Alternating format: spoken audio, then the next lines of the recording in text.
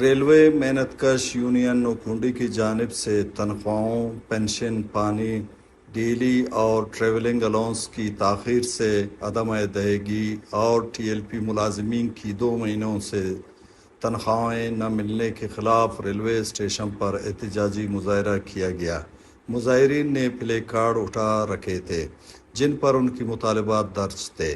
مظاہرین سے قاضی نعمت اللہ، عبدالرزاق اور عبدالباری بلوچ نے خطاب کرتے ہوئے کہا کہ کمر توڑ مہنگائی میں ریلوے ملازمین کی 2-3 مہینوں تک تنخواہوں اور پنشن نہ ملنے کی وجہ سے ان کے گھروں کے چولہے بجھ گئے ہیں۔ نئے بھرتی شدہ ملازمین جو کہ سخت گرمی اور طوفان میں کام کرتے ہیں مگر 2 مہینوں سے تنخواہوں سے محروم ہیں۔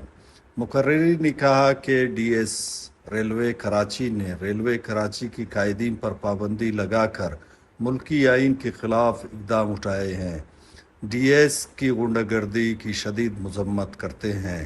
انہوں نے کہا کہ پنشنر اور بیواؤں کے پیسے روک کر انہیں نان شبینہ کا محتاج بنایا گیا ہے۔ کئی سالوں سے ریلوے کا پانی بند کیا گیا ہے جس سے کوئٹہ تا دالبندین مختلف سیکشن میں مزدوروں کو شدید مشکلات دوچار ہیں۔ اس موقع پر نیشنل پارٹی کے ضلعی لیبر سیکرٹری مولا بخش بلوچ نے بھی خطاب کیا اور اپنی پارٹی کی طرف سے ہر ممکن تعاون کی یقین دلائی۔ ویش نیوز، نوکھونڈی، چاغی۔